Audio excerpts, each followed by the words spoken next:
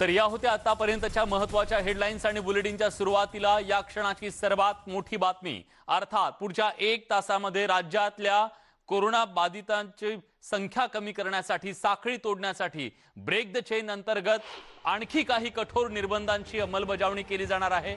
8 वाजल्यापासून रात्री सर्वसामान्य जनतेवर, त्यांच्या फिरण्यावर, वाहतुकीवर अनेक प्रकारचे निर्बंध आणले जाणार आहेत आणि एक प्रकारचा हा लॉकडाऊन असणार आहे। ब्रेक द चेन अंतर्गत आता सरकारने जे आधीचे निर्बंध लागू केलेले होते त्यात आणखी भर घालून नवे निर्बंध लागू केलेले आहेत।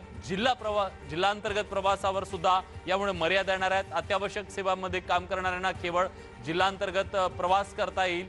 त्याचबरोबर लोकल मध्ये आता यापुढे सर्वसामान्यांना प्रवास करता येणार नाहीये, मेट्रोमध्ये प्रवास करता येणार नाहीये आणि बाहेर फिरण्यासाठी सुद्धा आता अनेक मर्यादा असतील, बाहेर फिरता येणार नाहीये।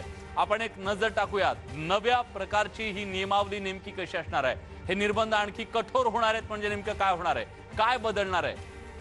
प्रवासाच्या बद्दलचा नियम आहे की लोकल मध्ये आता अत्यावश्यक सेवेतील कर्मचाऱ्यांनाच प्रवास करता येणार आहे, सामान्यांसाठी प्रवास बंद असेल। आंतरजिल्हा प्रवास महत्त्वाच्या कारणांसाठीच करता येणार आहे, त्याच्या व्यतिरिक्त आता राजरोसपणे जो प्रवास होत होता तो मात्र करता येणार नाहीये। लग्न समारंभासाठी फक्त 25 जणांना परवानगी देण्यात आली आहे। 25 जणांमध्ये हे लग्न करायचं आणि किती वेळात? अवघ्या 2 तासामध्ये। आता हे 2 तासात कसं लग्न करायचं हा प्रश्नच आहे, पण सर्व कार्यालयांमध्ये केवळ 15% उपस्थिती असणार आहे। 15% लोकांमध्ये आता कार्यालयातलं सगळं काम उरकायचं आहे। ती महत्त्वाची अट आता सरकारने घातलेली आहे। गृहविलगीकरणाच्या बद्दल 14 दिवसांच्या गृहविलगीकरणाचा शिक्का असणार आहे। क्वारंटाईनचे शिक्के पुन्हा एकदा मारले जाणार आहेत। वृत्तपत्रांसाठी नियम आहेत की वृत्तपत्रांच्या वितरणाला परवानगी आहे, पण या सगळ्या नियमांची अत्यंत गरज होती। राज्यातली कोरोनाची परिस्थिती गंभीर बनत चालली आहे, त्यामुळे लॉकडाऊन सारखा निर्णय घेणं हे गरजेचं होतं असं राज्याचे आरोग्य मंत्री राजेश टोपे यांनी सांगितलेलं आहे। त्यांचं नेमकं काय म्हणणं आहे जाणून घेऊयात। लॉकडाऊन करायचंच आहे, परंतु काही दिवस आपल्याला ज्या काही गोष्टी आहेत, म्हणजे आता सध्याच आपण स्ट्रिक्टली मूवमेंट खूप स्ट्रिक्ट केलेलीच आहे। आता इंटर डिस्ट्रिक्ट अडवणूक होणारच आहे। इंटरनल डिस्ट्रिक्ट सुद्धा जर तुम्ही कामाच्या व्यतिरिक्त अतिमहत्त्वाच्या कामाच्या, म्हणजे कोणी वारलेलं असेल तर बाहेर पडलं तर वेगळी गोष्ट आहे, किंवा तुम्ही दवाखान्यासाठी बाहेर पडले तर ती गोष्ट वेगळी आहे, परंतु विनाकारण बाहेर पडणाऱ्या लोकांना अडवणूक केली जाणार आहे। या सगळ्याबद्दल अधिक तपशीलवार माहिती घेण्यासाठी आपण जातोय थेट आपले प्रतिनिधी प्रफुल्ल साळुंखे यांच्याकडे। प्रफुल्ल, 7 वाजलेले आहेत, अजून 1 तास आहे। या 1 तासाच्या नंतर सर्वसामान्यांवरती नेमके कुठले निर्बंध असतील? आता तुमच्या मागे जी वर्दळ दिसतेय ती वर्दळ पूर्णपणे बंद होईल का? काय परिस्थिती असेल 1 तासानंतर महाराष्ट्रात? विलास, आपण जर पाहिलं तर राज्य सरकारने नवीन SOP जे आहेत ते काल रात्री जाहीर केलेले आहेत आणि त्यानुसार सर्वात महत्त्वाचं म्हणजे शहरांतर्गत, त्याचबरोबर 2 शहरांमध्ये आणि त्यानंतर 2 जिल्ह्यांमध्ये प्रवेशास पूर्णपणे बंदी या ठिकाणी केलेली आहे। अत्यावश्यक सेवा, मेडिकल या व्यतिरिक्त कोणालाही बाहेर पडता येणार नाही, त्या संदर्भातले निर्देश दिलेत आणि त्या संदर्भातलाच पोलीस बंदोबस्त जो आहे तो मोठ्या प्रमाणावर या ठिकाणी वाढवण्यात आला आहे। आपण पाहू शकतो मुंबईतल्या ठिकठिकाणी असा पोलीस बंदोबस्त जो आहे तो लावण्यात आलेला आहे।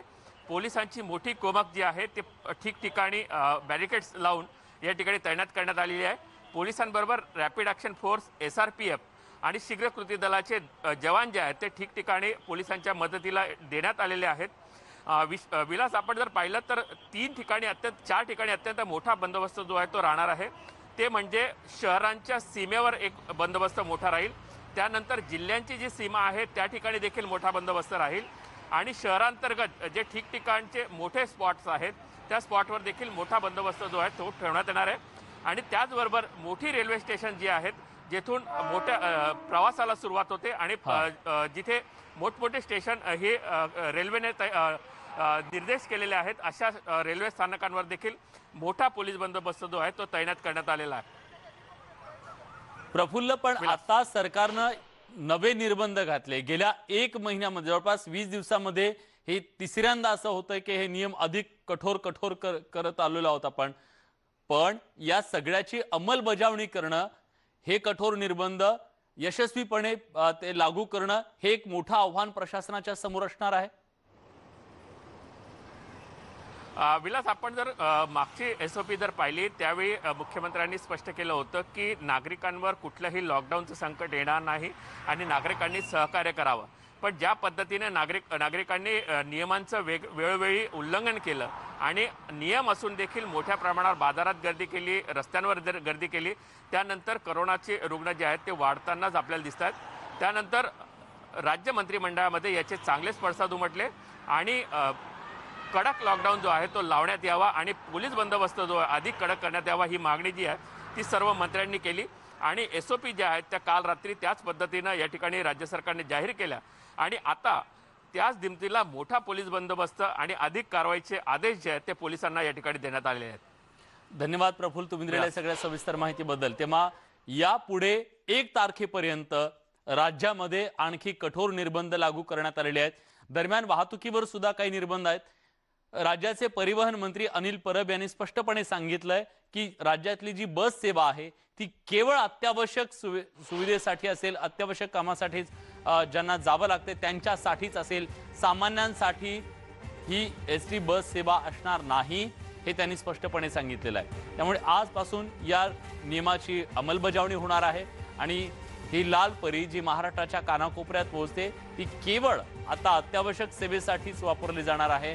सर्वसामान्यांना या बसनं प्रवास करता येणार नाहीये. काय म्हणालेत परिवहन मंत्री नेमकं जाणून घेऊया.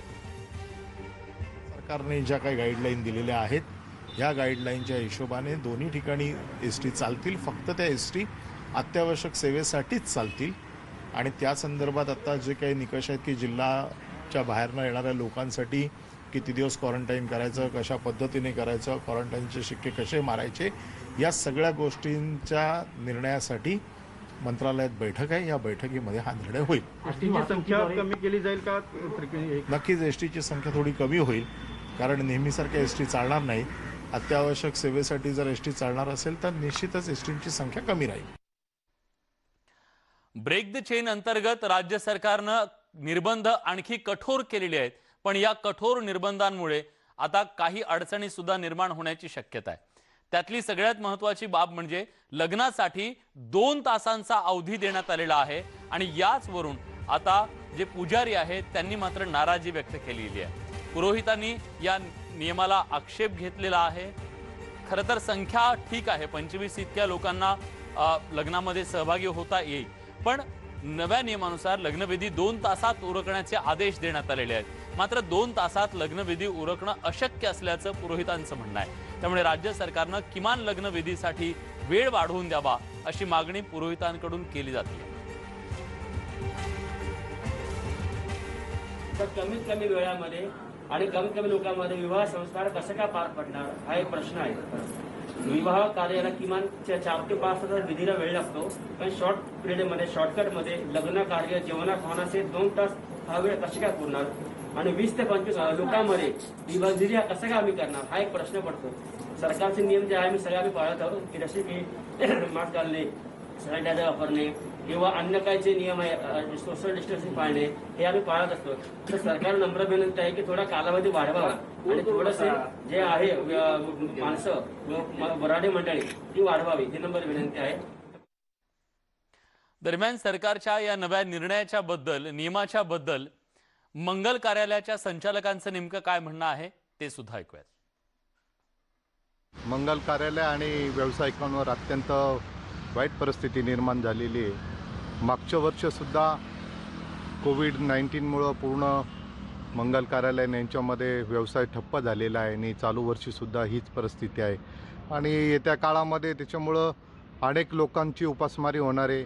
मंगल कार्यालयावर अनेक प्रकारच्या एजन्सी अवलंबून असतात आणि मंगल कार्यालयवाले अनेक जणांनी कर्ज घेतलेली आहेत. त्यांना महापालिकेचे टॅक्स भरणंसुद्धा अवघड झालेलं आहे, बँकेचं व्याज भरणं अवघड झालेलं आहे आणि अशा परिस्थितीमध्ये अत्यंत वाईट परिस्थितीतून सध्या हा व्यवसाय जातो. यानंतर राज्यातल्या लाखो विद्यार्थ्यांच्यासाठी अत्यंत महत्त्वाची बातमी आहे।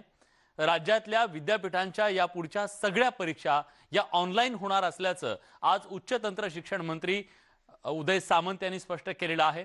राज्यातल्या या विद्यापीठांच्या परीक्षा नेमक्या कशा होणार याची चिंता सगळ्या विद्यार्थ्यांना लागलेली होती।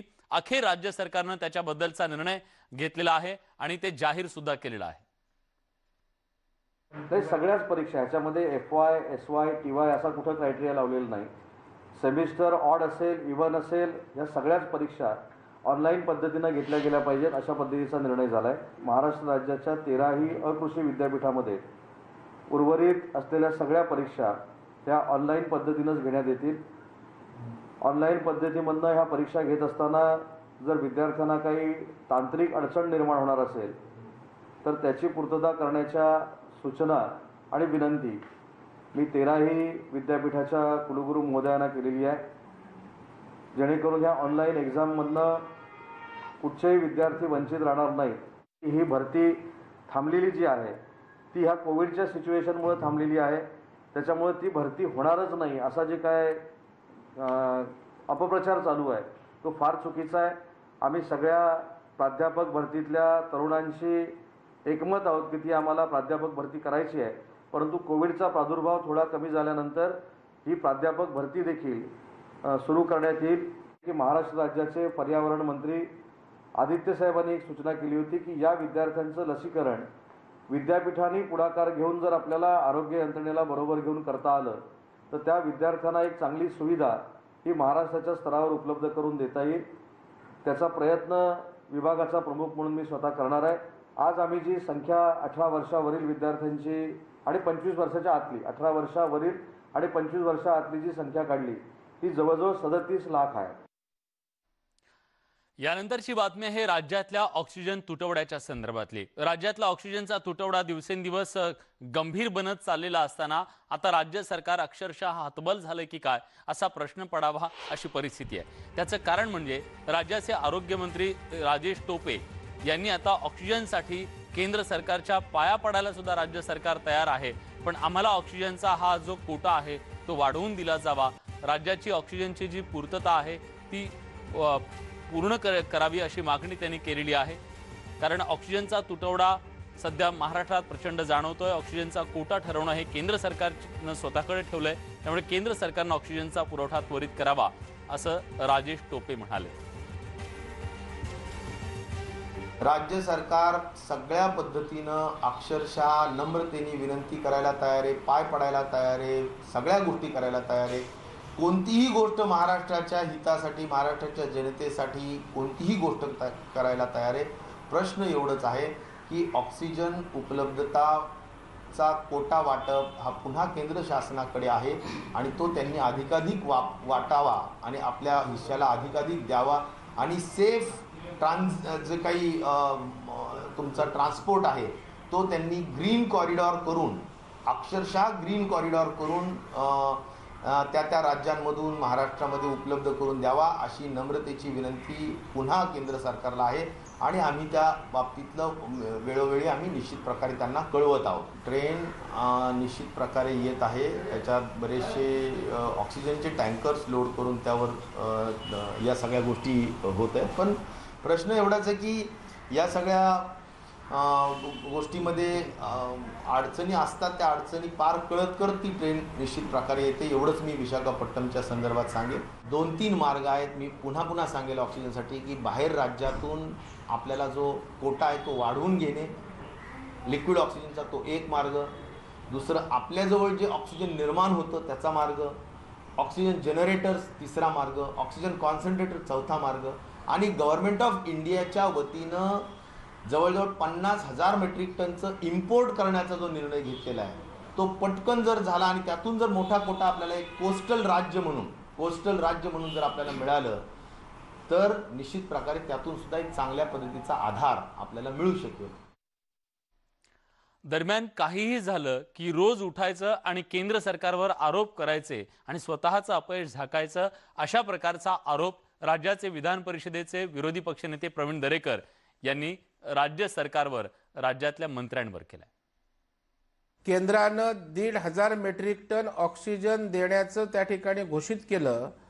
आता तो ऑक्सिजन आणण्याची जबाबदारी कोणाची आहे? तो ऑक्सिजन आणण्यासाठी साधे 32 टँकर अवेलेबल आम्ही करू शकत नाही. विमानानं ऑक्सिजन आणावा अशा प्रकारची मागणी करत असताना आता ऑक्सिजन उपलब्ध झाला आहे, तर का स्पेशल विमान आपण त्या ठिकाणी करत नाहीत वाहतुकीची? का आता या अडचणीच्या काळामध्ये आपण खर्चाचा विचार न करता, कारण शेवटी खर्च काय कोण खिशातून देणार आहे का? जनतेवरच लादणार आहे, जनतेकडूनच जाणार आहे. आणि मग जनतेचा जीव वाचणार असेल तर असं आम्ही करणार नाही. आणि उठ सकाळी उठलं की केंद्राशिवाय असा एकही दिवस नाही की केंद्रावर काय बोललं नाही. या सगळ्या महत्त्वाच्या घडामोडींसोबत या बुलेटिनमध्ये एक छोटासा ब्रेक घेतोय. ब्रेक नंतर इतर काही महत्त्वाच्या घडामोडी. कुठेही जाऊ नका, पहा फक्त न्यूज 18 लोकमत.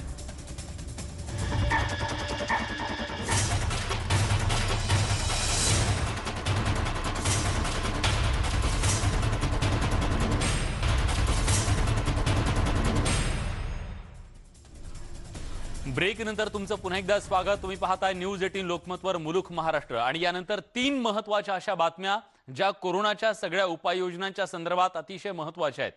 खरं तर सुप्रीम कोर्टानं आज देशातल्या सगळ्या कोरोनाच्या परिस्थितीबद्दल केंद्र सरकारला फटकारलंय, त्यांना नोटीस बजावली आहे आणि काय उपाययोजना केल्या जात आहेत त्याच्याबद्दलचा सविस्तर अहवाल मागितलाय. दुसरीकडे सुप्रीम कोर्टानं पाठवलेल्या नोटिसीची पंतप्रधानांकडून गंभीर दखल घेण्यात आली आहे. मोदींनी अधिकाऱ्यांना आरोग्य सुविधांच्या पुरवठ्याबद्दल काही आदेश दिलेत. देशातला जो सध्या ऑक्सिजनचा तुटवडा जाणवतोय तो तुटवडा भरून काढण्यासाठी सुद्धा अधिकाऱ्यांना काही महत्त्वाच्या सूचना देण्यात आलेल्या आहेत. तर तिकडे पश्चिम बंगालमधल्या सर्व सभा उद्याच्या रद्द करून पंतप्रधान नरेंद्र मोदी उद्या उच्चस्तरीय बैठक घेणार आहेत. या बैठकीला त्या राज्याचे मुख्यमंत्री असतील ज्या राज्यांमध्ये प्रचंड कोरोनाचा प्रकोप झालेला आहे, त्यांच्यासोबत सुद्धा उद्या पंतप्रधान नरेंद्र मोदी बैठक करणार असल्याचं कळत आहे.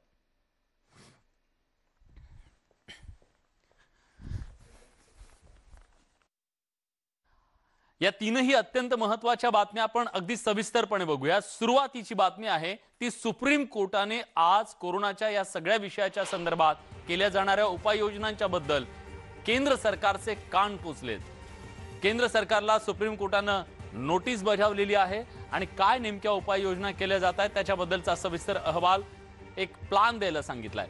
ऑक्सिजन आणि औषधांच्या पुरवठ्याबरोबर लसीकरण आणि लॉकडाऊनच्या मुद्द्यावरून सुद्धा सुप्रीम कोर्टानं नॅशनल प्लॅन मागितलाय. सुप्रीम कोर्टाकडून स्यू मोटो याची दखल घेण्यात आलेली आहे. सरन्यायाधीश शरद बोबडे यांच्या खंडपीठानं कोरोनाच्या तयारीसंबंधी सध्या 6 राज्यातल्या उच्च न्यायालयात सुनावणी सुरू असल्याची दखल घेतली. दिल्ली, मुंबई, सिक्कीम, मध्य प्रदेश, कोलकाता, अलाहाबाद या राज्यांमध्ये या सुनावण्या सुरू होत्या. ते चांगल्या हितासाठी कार्यरत वापरत आहेत, परंतु यामुळे संभ्रम निर्माण होतोय असं सरन्यायाधीशांनी म्हटलेलं आहे. दरम्यान सुप्रीम कोर्टानं ही जी गंभीर दखल घेतलेली आहे, स्यू मोटो त्याची दखल घेतली आहे, याबद्दल घटनातज्ञ उल्हास बापट यांच्याशी आम्ही काही वेळापूर्वी बातचीत केली. त्यांनी याचं काय विश्लेषण केलेलं आहे, काय म्हटलंय जाणून घेऊया. राज्यघटनेच्या तरतुदी काय आहेत ते आपल्याला सांगतो की अशा तऱ्हेची सुओ मोठू दखल सुप्रीम कोर्टाला घेता येते.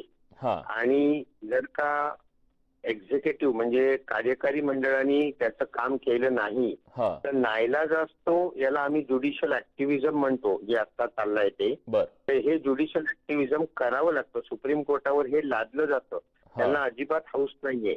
मी तुम्हाला एकच उदाहरण देतो, म्हणजे मला काय म्हणायचं ते तुम्हाला लक्षात येईल. Please sir. की 20 वर्षापूर्वी दिल्लीला जेव्हा प्रचंड पॉल्युशन झालं आणि लहान मुलांना श्वास घेता येत नाही, शाळेतल्या केजीतल्या मुलांना, अशी अर्ज दाखल करण्यात आला, तेव्हा सुप्रीम कोर्टाने दिल्लीमधले 67 कोळशावर चालणारे कारखाने एका रात्रीत बंद केले. आता उदाहरणार्थ हे दिल्लीच्या पोल्युशन बोर्डाने वास्तविक करायला पाहिजे होतं, परंतु त्यांनी ते केलं नाही. म्हणजे कार्यकारी संस्थेने ते केलं नाही, म्हणून न्यायव्यवस्थेला त्याच्यामध्ये हात घ्यावा लागतो. याला आम्ही ज्युडिशियल ऍक्टिव्हिजम म्हणतो. आणि हे सुप्रीम कोर्टाला, हायकोर्टाला अनेक वेळा करावं लागतं. त्यामुळे हे दुर्भाग्य आहे की आपल्या देशातले राजकीय पक्ष आणि कार्यकारी मंडळ हे कमी पडतं आणि म्हणून सुप्रीम कोर्टाला हे करावं लागतं. तसा अधिकार राज्यघटनेने निश्चित दिलेला आहे सुप्रीम कोर्टाला.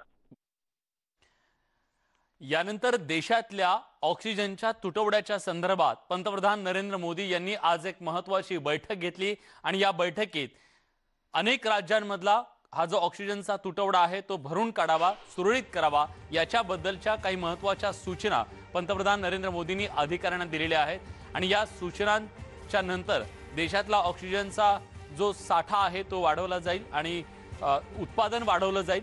उत्पादन वाढवल्याच्या नंतर मग त्वरित आणि सुरळीत तो पुरवठा करण्याचे निर्देश देण्यात आलेले आहेत। पंतप्रधान नरेंद्र मोदी यांनी आज उच्चस्तरीय बैठक बोलावलेली होती आणि या बैठकीमध्ये त्यांनी ऑक्सिजन पुरवठा करणाऱ्या सगळ्या कंपन्यांच्याकडून सुद्धा त्यांच्या अडचणी जाणून घेतल्याचं कळतंय।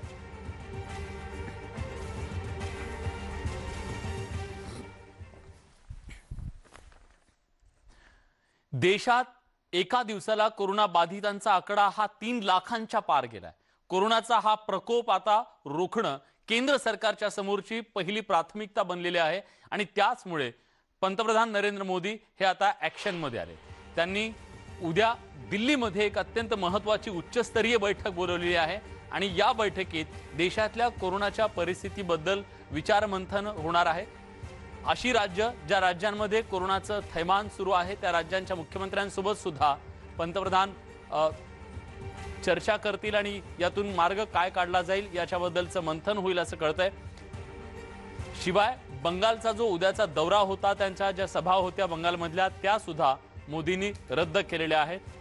ते बंगालमध्ये उद्या जाणार नाही।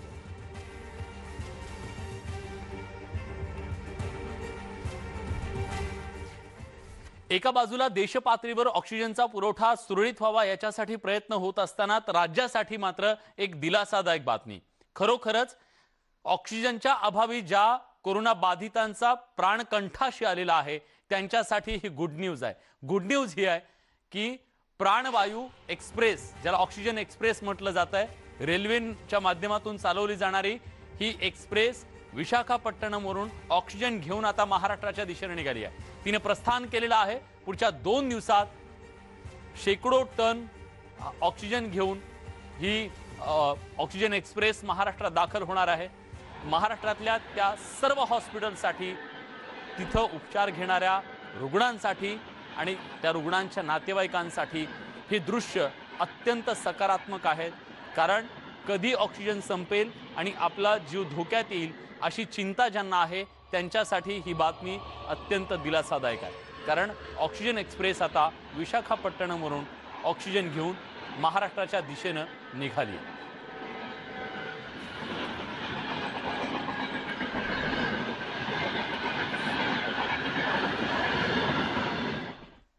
दरम्यान ऑक्सिजनच्या पुरवठ्याच्या संदर्भात आता केंद्राने एक महत्त्वाचा निर्णय घेतलेला आहे। ऑक्सिजनचा पुरवठा करणारे जी वाहनं असतील, जे टँकर्स असतील, त्यांच्या वाहतुकीवरती कुठल्याही प्रकारचे निर्बंध असणार नाहीत हे आज केंद्रीय गृह मंत्रालयाने स्पष्ट केलेलं आहे। तसे आदेश त्यांनी काढलेले आहेत।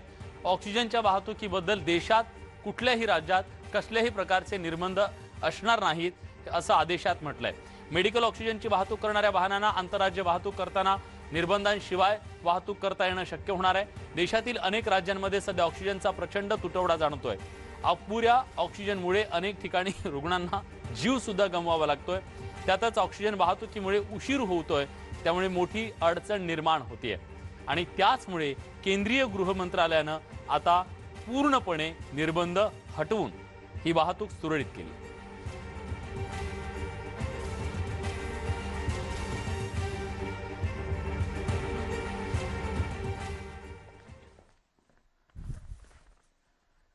कोरोनाची परिस्थिती महाराष्ट्रात गंभीर आहे, पण त्याच्यानंतर सगळ्यात गंभीर परिस्थिती बनतेय ती दिल्लीमध्ये।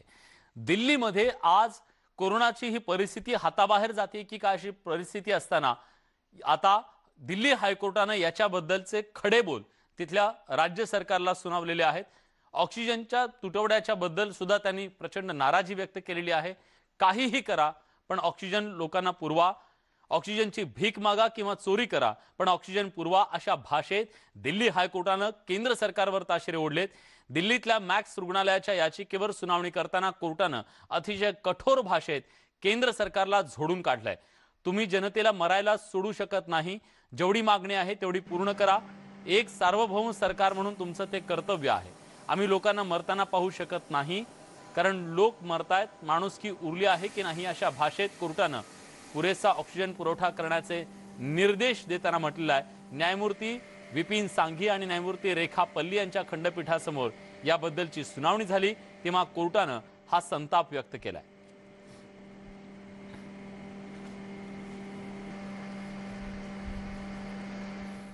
ऑक्सिजनच्या विना लोक तडफडून मरतायत आणि याच बद्दलची गंभीर दखल जेव्हा कोर्टानं घेतली तेव्हा कोर्ट नेमकं काय म्हणालं आपण बघतोय.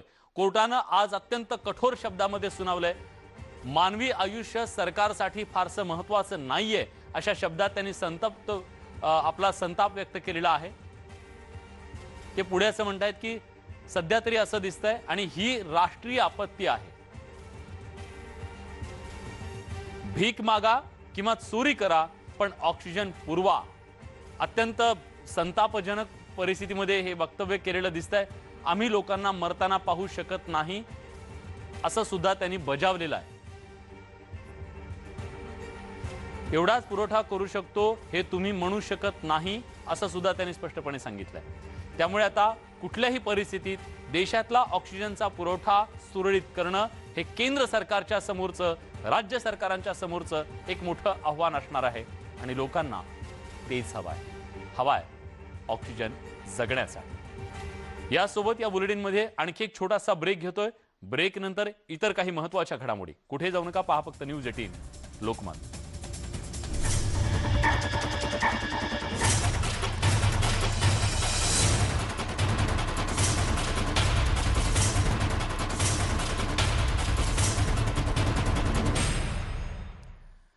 ब्रेक नंतर तुमचं पुन्हा एकदा स्वागत. तुम्ही पाहताय न्यूज 18 लोकमतवर मुलुख महाराष्ट्र. बातमी आहे बीडमधली.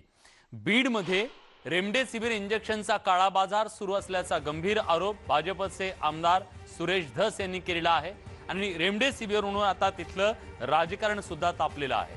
सुरेश धस यांनी आज जिल्हाधिकाऱ्यांना रेमडेसिवीरच्या मुद्द्यावरून चांगलंच धारेवर धरलं. जिल्ह्यात रेमडेसिवीर इंजेक्शनचा काळा बाजार सुरू असून जिल्हा प्रशासनाचं यावर कुठलंही नियंत्रण नसल्याचं सुरेश धस यांनी म्हटलंय. आमदार सुरेश धस यांनी जिल्हाधिकारी कार्यालयात हल्लाबोल करत अधिकाऱ्यांना जाब विचारला. तब्बल 15 मिनिटं आमदार धस आणि अधिकाऱ्यांमध्ये ही खडाजंगी सुरू होती.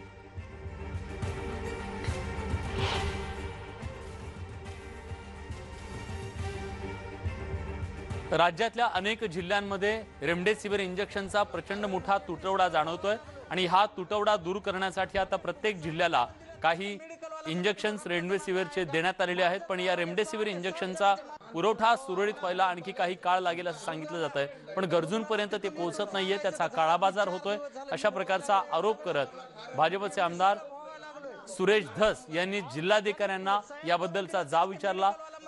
जिल्हा प्रशासनाचं या संपूर्ण काळ्या बाजारावर कुठलंही नियंत्रण नाहीये आणि त्यामुळे सर्वसामान्यांना हे इंजेक्शन मिळत नाहीये, काळ्या बाजारात मात्र ते मिळतंय अशा प्रकारचा आरोप करत त्यांनी आज जिल्हाधिकाऱ्यांना धारेवर धरलं. यांनी सह्या करून दिल्या तरी ते मेडिकल वाला म्हणते तुझं रक्ताचं नातं आहे का? माजलगाववाले 6 ते 7 जणांचे जी परिस्थिती बीडमध्ये आहे तीच परिस्थिती राज्यातल्या अनेक जिल्ह्यांमध्ये सुद्धा पाहायला मिळते. कारण रेमडेसिवीर इंजेक्शनचा जो तुटवडा आहे तो काही केल्या कमी होत नाहीये. नाशिकमध्ये सुद्धा रेमडेसिवीर इंजेक्शनच्या मुद्द्यावरून तिथले नागरिक जे आहेत ते आक्रमक झालेले पाहायला मिळाले. कोरोना बाधितांचे नातेवाईक संतापलेले पाहायला मिळाले. कारण या सर्व नातेवाईकांची एक एक इंजेक्शन मिळवण्यासाठी जीवाच्या आकांतानं धडपड सुरू आहे. आपल्या नातेवाईकाला ते इंजेक्शन मिळावं याच्यासाठी प्रयत्न करणाऱ्या या सर्व नातलगांचा आज अक्षरशः संताप अनावर झाल्याचं पाहायला मिळालं. रेमडेसिवीर पाठोपाठ ऑक्सिजन मिळत नसल्यानं सुद्धा रुग्णांचे नातेवाईक संतप्त आहेत. थेट जिल्हाधिकाऱ्यांना भेटण्याचा प्रयत्न त्यांनी आज केला. या दरम्यान जिल्हाधिकारी कार्यालयातील कर्मचारी आणि रुग्णांमध्ये खटके उडतायत. नाशिकच्या जिल्हाधिकारी कार्यालयात त्यामुळे आता मोठा पोलीस बंदोबस्त ठेवण्यात आलेला आहे.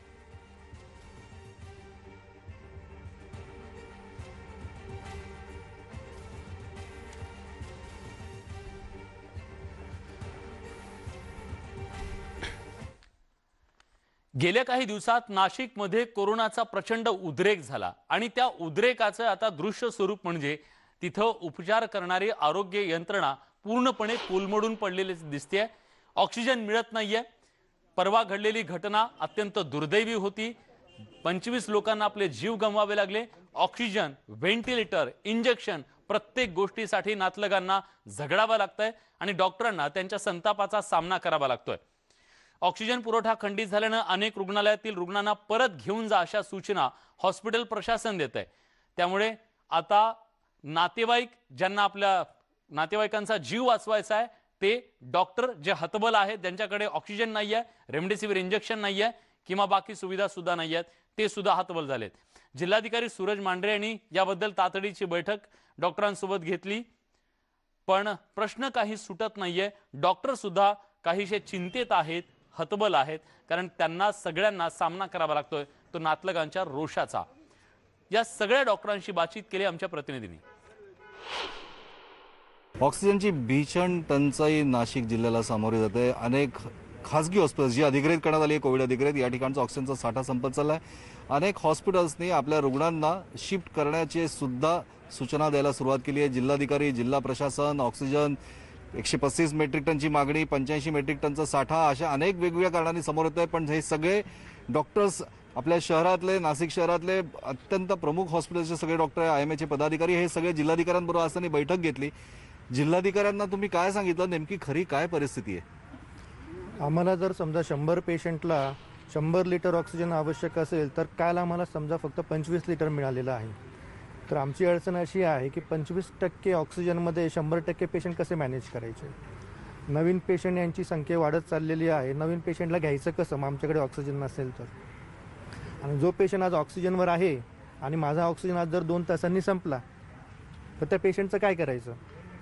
तर या अशा सगळ्या गंभीर अडचणी आमच्या चालूच आहेत मागच्या 8 ते 10 दिवसांपासून. पण काल सकाळपासून हे जरा जास्त गंभीर झालेलं आहे. मागच्या 8 दिवसापूर्वी सुद्धा पत्रकार परिषद घेऊन आम्ही ही संवेदना जिल्हाधिकारी प्रशासनापर्यंत पोहोचवली होती. आत्ताच्या घडीला देखील आम्ही जेव्हा मागणी घेऊन गेलो त्यावेळेस साहेबांनी असं सांगितलं की जो पुरवठा होतोय तो कमी होतोय आणि तुम्ही जितका कंट्रोलमध्ये ऑक्सिजनचा सप्लाय आहे पेशंटला तेवढा देण्याचा प्रयत्न करा. पण आता निश्चितपणे आमच्यापुढे प्रश्न आहे की कारण की खासगी हॉस्पिटलमध्ये असं काही रेशनिंग एखाद्या पेशंटला 2 लिटर लागतो, एखाद्या पेशंटला 20 लिटर लागतो, एखाद्या पेशंटला 30 लिटर लागतो. तर नक्की ते कसं मॅनेज करायचं. कारण ऑक्सिजन ही काही लपून ठेवण्यासारखी गोष्ट नाही की ऑक्सिजनचं सिलेंडर काही आम्ही असा साठा करून ठेवू शकत नाही. तर ह्या गोष्टीमध्ये ते रेशनिंग करणं आम्हाला देखील जड जातं आहे. आणि आत्ताचा जो कोविडचा स्ट्रेन आहे ह्या स्ट्रेनमध्ये सगळ्यात महत्त्वाचं जे आहे ते म्हणजे ऑक्सिजन. जर ऑक्सिजन न मिळाल्यामुळे हजारो रुग्णांचे जीव टांगणीला लागलेत, त्यांचं काही कमी जास्त झालं तर. वेगवेगळ्या ऑक्सिजन टँकच्या पुरवठ्यातनं कंपन्यातनं येणारा ऑक्सिजन पुरवठा वेळेत नाहीच मिळू शकला आणि त्याचं रेशनिंग ठरवलं तरीही होऊ नाही शकलं आणि रुग्णांचे प्राण वेशीला टांगले तर. या अशा अनेक तरची उत्तरं आज तरी अनुत्तरित आहे. एक महत्त्वाचं आहे की स्पिरिट आजही तेच आहे की आम्हाला रुग्णांचा जीव वाचवायचा आहे, पण प्रशासकीय यंत्रणांनी हे गांभीर्यानं घेणं अत्यंत महत्त्वाचं आहे. व्हिडिओ जर्नलिस्ट संजय परमारसह प्रशांत बाग, न्यूज 18 लोकमत, नाशिक. राज्यात एका बाजूला अभूतपूर्व अशी ही श्वास कोंडी आहे, दुसऱ्या बाजूला रेमडेसिवीर इंजेक्शनासाठी धावपळ सुरू आहे. ऑक्सिजनचा बेड कोणीतरी द्या म्हणून आक्रोश सुरू आहे. या सगळ्यात भर पडतीये ती आता लसीकरणाच्या कमतरतेची, तुटवड्याची. लस अनेक ठिकाणी उपलब्ध होत नाहीये, त्यामुळे जिथं लस उपलब्ध आहे तिथं रांगाच्या रांगा लागतायत. अनेकांना तर लस सुद्धा मिळत नाहीये. हिरमोड होऊन त्यांना घरी तसंच परतावं लागतंय. कोल्हापूरमधली ही बातमी आहे. कोल्हापूरमध्ये लसीकरण केंद्रावर तब्बल 2 किलोमीटरची रांग लागली. काही नागरिकांना लस मिळाली, काहींना लस न घेता परत जावं लागलं. तर दुसरीकडे पंढरपुरात कोरोनाची लस मिळवण्यासाठी नागरिकांनी गर्दी केली. लसीचा तुटवडा आहे, त्यामुळे कोरोनाच्या भीतीनं पंढरपूरमधील नागरिकांनी लसीकरण केंद्रावर मोठी गर्दी केलेली होती. जर आज 45 वर्षांच्या पुढच्या नागरिकांनाच लस मिळवताना इतका संघर्ष करावा लागतोय, मग प्रश्न पडतोय 1 तारखेपासून या देशातल्या कोट्यवधी नागरिकांना जे 18 वर्षाच्या पुढचे आहेत त्यांना लसीचा पुरवठा कुठून होणार आहे आणि कसा होणार आहे. त्यामुळे काहीशी धास्तावलेली अवस्था सध्या सगळीकडेच पाहायला मिळते.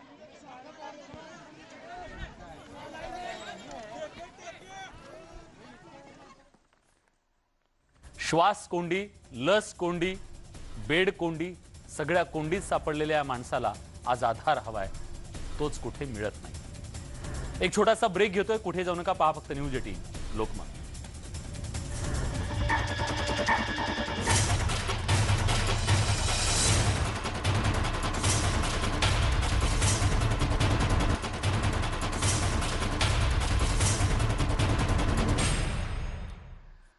ब्रेक नंतर तुमचं पुन्हा एकदा स्वागत. तुम्ही पाहताय न्यूज 18 लोकमतवर मुलुख महाराष्ट्र. आणि यानंतर बातमी आहे रेमडेसिवीर इंजेक्शनावरून केंद्र आणि राज्य सरकार यांच्यात पुन्हा एकदा वादाची ठिणगी पडली आहे.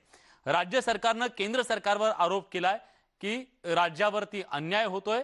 रेमडेसिवीर इंजेक्शनची जेवढी मागणी आहे तेवढा पुरवठा केंद्र सरकारकडून केला जात नाहीये. त्यामुळे राज्यात ही परिस्थिती पुढच्या काही दिवसात अधिक गंभीर होण्याची भीती व्यक्त केली जाते. पण भाजपनं मात्र त्याच्यावर स्पष्टीकरण देताना असं म्हटलंय की जर उपलब्धच नसेल तर देणार कुठून, हा त्यांचा सवाल आहे. आता केंद्र सरकारने काल एक सर्क्युलर काढलेला, प्रत्येक राज्याला एक कोटा निश्चित केलेला आहे. त्या कोटा आपण बघितला की 26,000च्या आपल्याला कुठेतरी कोटा दर दिवस मिळतोय. आम्ही मागणी केलेली, आमच्याकडे इन्फेक्शन जास्त आहे, आम्ही 35-36,000 तर मॅनेज करत होतो, आम्हाला गरजा 50,000ची आहे, त्यासाठी ते वाढून द्या. आम्हाला अपेक्षा आहे की केंद्र सरकार त्याच्यावर निर्णय घेईल. रेमडेसिवीर असेल, जसे असेल कमी पडणार नाही. मग महाराष्ट्राला का कमी पाडल्या जात आहेत हा वारंवार एक प्रश्न निर्माण होतो आहे. प्रधानमंत्र्यांच्या मनात तसं काही नसेल किंवा केंद्र सरकारच्या मनात तसं काही नसेल, मग कोणी झालीतले राजकीय शुक्राचार्य आहेत का जे फक्त महाराष्ट्राशी हे वैर घेऊन महाराष्ट्राच्या लोकांच्या जीवाशी खेळत आहेत. निदान अशा संकटाच्या प्रसंगी तरी अशा प्रकारचं वैर घेऊन कोणी राजकारण करू नये. मला असं वाटतं की आमचे आरोग्यमंत्री असतील, राज्याचे मुख्यमंत्री असतील, हे या संदर्भात केंद्राशी संवाद साधून हा प्रश्न सोडवतील. दरम्यान राज्य सरकारमधल्या मंत्र्यांनी, नेत्यांनी हे आरोप केंद्र सरकारवर केले असले तरी भाजपचे नेते, राज्याचे विधान परिषदेचे विरोधी पक्षनेते प्रवीण दरेकर यांनी मात्र त्याला काय उत्तर दिलंय ऐकूयात. राजेश टोपे आणि काही मंत्र्यांनी रेमडेसिवीरच्या संदर्भात पुन्हा एकदा केंद्राला दोषारोप देण्याचा प्रयत्न दुर्दैवी केलेला आहे आणि महाराष्ट्रातील जनतेच्या मनामध्ये संभ्रम निर्माण करण्याचा प्रयत्न आपला अपयश झाकण्यासाठी, त्याचा पर्दाफाश आणि वस्तुस्थिती आज सांगण्यासाठी या ठिकाणी मी आपल्यासमोर आहे. खरं म्हणजे मुळात किती शॉर्टेज आहे, किती रिक्वायरमेंट आहे या संदर्भातच एक वाक्यता नाही. म्हणजे राजेश टोपे 36,000ची रिक्वायरमेंट असताना बोलत असताना जितेंद्र आव्हाड, नवाब मलिक 50,000 रेमडेसिवीर हवेत म्हणतायत. ते कमी म्हणून की काय सन्माननीय संजय राऊत साहेब 80,000ची आवश्यकता म्हणतायत. आणि ज्यांचं खातं आहे ते अन्न व औषध प्रशासन मंत्री काही बोलतच नाहीत. म्हणजे आकड्यात पण एक वाक्यता नाही. मला वाटतं जो 10,000चा शॉर्टेज आहे, महाराष्ट्राला सगळ्यात जास्त रेमडेसिवीर केंद्राच्या माध्यमातून देशात दिलेले आहेत. हा आकडा माझ्याकडे आहे. State wise allocation of remdesivir 21 to 30 April. त्याच्यामध्ये महाराष्ट्राला 2,69,218चं अलोकेशन झालेलं आहे, जे सर्वाधिक आहे. दुसऱ्या क्रमांकावर या ठिकाणी गुजरात आहे, ज्याला 1,63 आहे. तिसरं उत्तर प्रदेश आहे, ज्याला 1,22 आहे. चौथं मध्य प्रदेश 92, पाचवं दिल्ली 61, सहावं आंध्र प्रदेश 59, असा सगळा आकडा या ठिकाणी आहे. आणि 11 लाखापैकी जवळपास 19 जी राज्य प्रभावित आहेत त्याच्यात सर्वाधिक जवळपास 2.25 लाखाचा रेमडेसिवीरचा साठा आपल्याला उपलब्ध होतोय. या ठिकाणी आपण बघाल की मुळात हे सरकार आपलं अपयश झाकण्यासाठी कसं गुमराह करण्याचा प्रयत्न करतात. हे ज्या वाटपाचे निकष लावलेत ते निकष माझ्याकडं या ठिकाणी आहेत. Ministry of health and family welfare ते निकष सगळे वाचून मी वेळ घालवत नाही.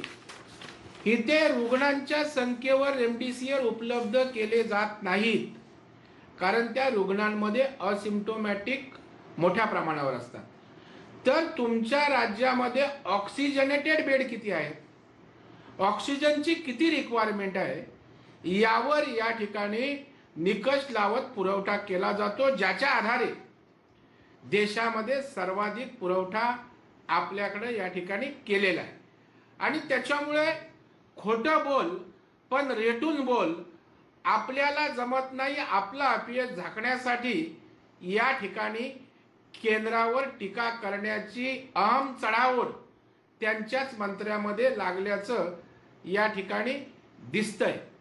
माझी आपल्या माध्यमातून विनंती आहे की आपण काल तर केंद्राने जाहीर केलं, कालपर्यंत रेमडेसिवीर आपण राज्यात किती उपलब्ध केलं, त्याचं वाटप कलेक्टर, आयुक्त किंवा हॉस्पिटलला किती आणि कसं झालं, एकूण संख्या काय, रेमडेसिवीर बाकीचं कुठे गेलं. ते आरोप प्रत्यारोप सुरूच आहेत. सर्वसामान्यांना मात्र हवाय दिलासा. या सगळ्या महत्त्वाच्या घडामोडींसोबत बुलेटिनमध्ये आपण इथेच थांबतोय. ब्रेकवर जाण्यापूर्वी एक महत्त्वाची आठवण. पुढच्या 5 मिनिटांनंतर राज्यात आणखी कठोर निर्बंधांची अंमलबजावणी होणार आहे. हे सगळे नियम आपण पाळणं खूप गरजेचं आहे. आपल्या नातेवाईकांच्या सगळ्यांच्या सुरक्षेसाठी, महाराष्ट्राच्या सुरक्षेसाठी. आणि गरजेचा आहे हा मास्क जो कायम आपली आणि आपल्या कुटुंबाची सुरक्षा करेल. कुठे जाऊ नका, पहा फक्त न्यूज 18 लोकमत.